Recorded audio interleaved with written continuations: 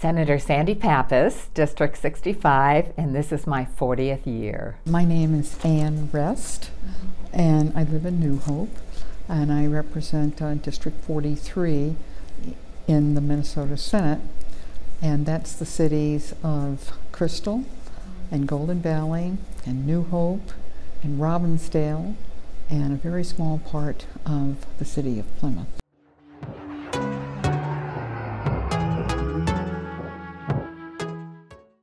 I ran for public office the same year that, for the first time, that Senator Pappas did in 1984. We were both elected, but very different races. Actually, it was my husband's idea. So whenever he complains, I just remind him. We weren't real happy with who our legislators were, our representatives. And I've been very active in the community, and I actually was co-chair of a group called the Farmer Labor Association. And I chaired my local co-op board, and he just said to me one day, well, you're pregnant with our third child, you got laid off from your last job, you don't have anything to do, I'll say, why don't you run for the legislature? So, silly me, I did. When I moved to Minnesota in the 70s, we were very impressed by the grassroots organization of political parties here, and my husband and I became very involved in DFL politics. But I was a teacher. I loved being a teacher. It's a vocation for me. It still is, and it was just part of our civic life. Then declining enrollment caused me to lose my teaching job, and I went back to school and became a CPA. And on one occasion, it was a good job, but it wasn't a vocation. And one time, when I was delivering income tax extensions to the Department of Revenue and the federal building over in St. Paul, I stopped by to watch the Minnesota House in session. I went to a tax committee hearing that was being chaired by, at that time, Representative Linda Scheid, and on property taxes. And I listened to that, and then I went and saw the floor session, and I sat back and said, you know what? I can do that.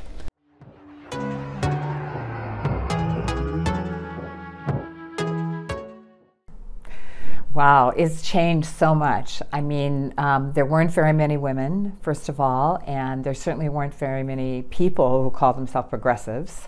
We used to have a progressive caucus that was like maybe 8 people for a long time. And so kind of the older white guys, they weren't real used to having women around. I was really considered that kind of radical from St. Paul, especially when I wore red on the floor of the chamber. So today it's much different. We have a lot more diversity. We have a lot more women.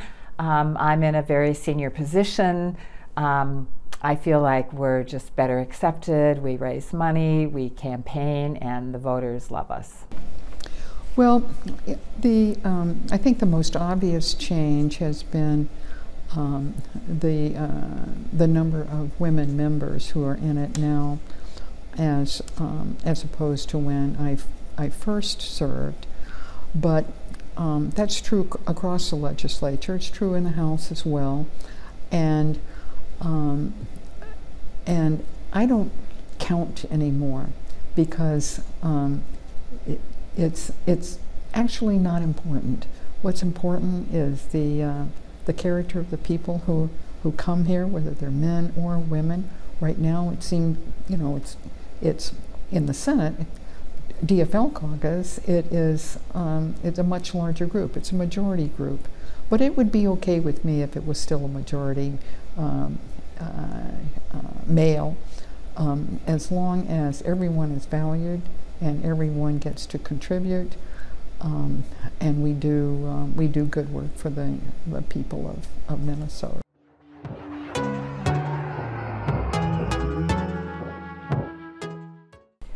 Well, I think that we actually have a lot more activists in Minnesota. People who are really interested in what's going on at the legislature. We have a lot more days on the Hill, a lot more people, especially from diverse communities, coming to the Capitol, testifying. It's not, I think it always has been kind of a rural metro divide more than people think. So I think we're more geographically split than we used to be. And there are more women bathrooms. I mean, there's a lot more opportunities for women educationally, certainly, and in sports. That's changed a lot. There's a lot more emphasis on equality between men and women in representation. You just see more women in local government. Well, we have an all-female St. Paul City Council now. I mean, that's a first. I think that there are more women in a lot more diverse professions. You see a lot more women engineers, for example. When I first ran, we were still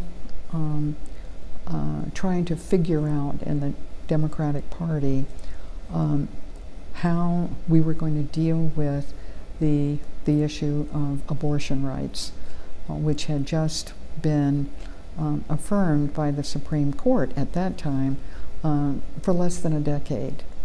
And when I was a young woman, we did not have those rights, and so they are particularly important to me as I watched high school friends and friends in college later on who were faced with some very difficult decisions if they found themselves pregnant. And that they didn't have the kind of choices, legal choices, that we certainly enjoy in Minnesota today.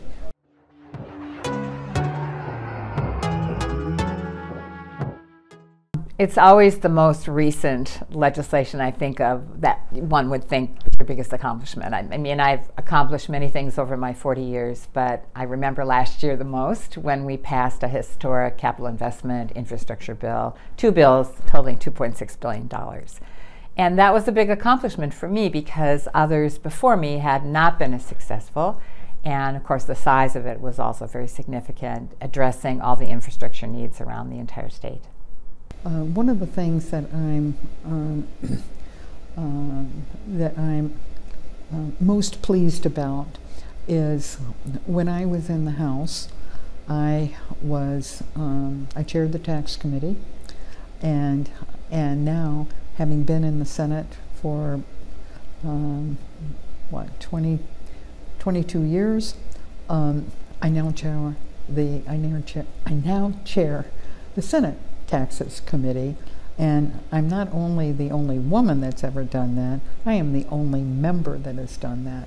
There's been nobody who moved from the House to the Senate and chaired the Tax Committee in both bodies.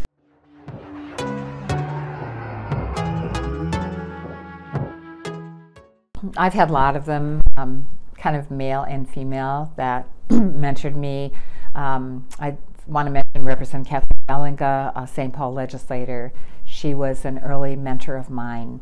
You know, Marlene Johnson, who was lieutenant governor years ago in the early years. And then I did have male mentors as well. Former mayor of St. Paul, Randy Kelly, when he was in the Senate, in the House. We were in the House together. He gave me my first assignment to chair a subcommittee, which was a kind of a criminal justice subcommittee, or juvenile justice subcommittee, and I became the author of what's called the CHIPS bill, Child in Need of Protection or Services. And that was, I think, my first major legislation. Number one is Tom Bach, who from the Iron Ranger, a really tough Iron Ranger, but I enjoyed serving with him, learned a lot from him as tax chair. Although he came to the Senate a term after me, but I really valued his friendship. There were actually very few issues that we agreed on, but we certainly had respect for the institution and his leadership in the efforts to restore the Capitol, and in particular building the new Minnesota Senate building. Without him, it would not have gotten done. So I remain extremely grateful to him for that. And then our most recent majority leader, Carrie Dietzig, is a very good friend, has been since she was elected in a special election in 2012, I believe. And she has a unique leadership style and was amazing influence on getting the legislation that we passed in 2023 with no margin of error in our vote at all.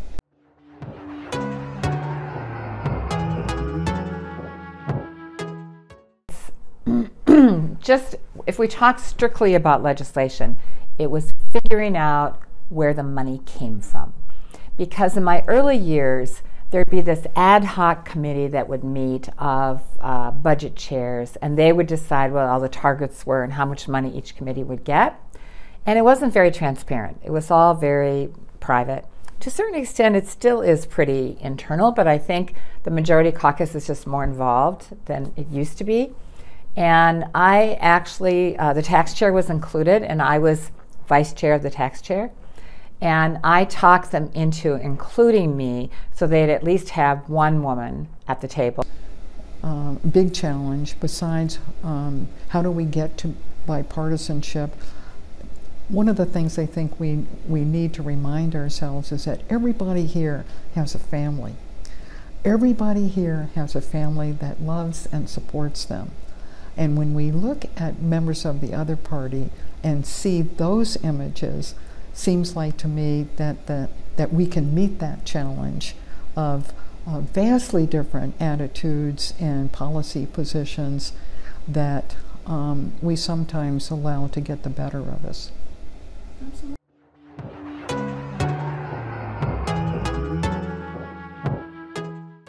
First of all, I would say think very hard about it.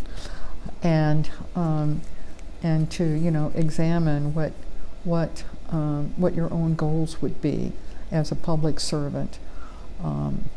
People don't get rich here, except in the body of public policy that they're able to accomplish and get passed on behalf of not only their constituents but the people of Minnesota.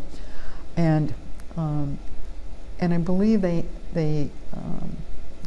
people that want to run need to understand that the campaigns are only a small part of it, and that the best advice I would give them once they get elected is leave your campaign outside of the Senate chamber.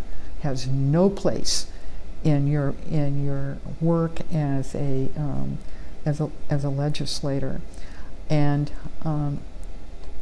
then when we adjourn, then you can do your campaign work. But reaching out to constituents, enjoying making yourself available to them. And I don't mean campaigning. I don't mean going door to door. I mean having listening sessions. I mean, I do.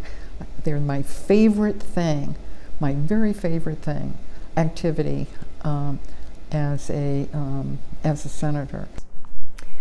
Coming into politics, I like to say, really follow your passion. That people think, oh, I have to get a political science degree or I have to be a lawyer. No, it's really more, what are you passionate about? And then get involved in that issue in whatever way you can, through your local community, through an advocacy group, in whatever way you want to, and just learn and become an expert in that issue. And then look around for opportunities where you can serve. Look is there a local planning board? Is there a local district council? And some people start on the school board or start on the city council. especially outstate.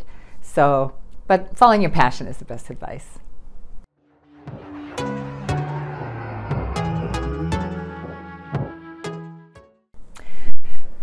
This is a difficult session after such a banner year last year. So I think I've got some work to do. I mean, when you pass major pieces of legislation, they always need technical fixes. So I've got technical fixes from last year's capital investment bill, from our Earn Sick and Safe Time, and then kind of going back to more of a normal year where you do a lot of little things that are important to small groups of people, but you don't do kind of the breathtaking legislation that impacts the whole state. So kind of a cleanup year. I try and find a new area to get involved in every session or every biennium, and right now that is artificial intelligence, not catching the bad guys. There are 201 legislators, 200 of them are, for the most part, are really interested in catching all the bad guys, the deep fake activities and so forth. I am far more interested in what are the possibilities of artificial intelligence going forward. What are the ethical uses for our employees to become trained in artificial intelligence, to become in their work, to become more efficient, more effective, more efficacious, to put the grunt work where it belongs, get it out of artificial intelligence, use your own judgment about how valuable it's going to be to you, and not have to spend all the time accumulating data.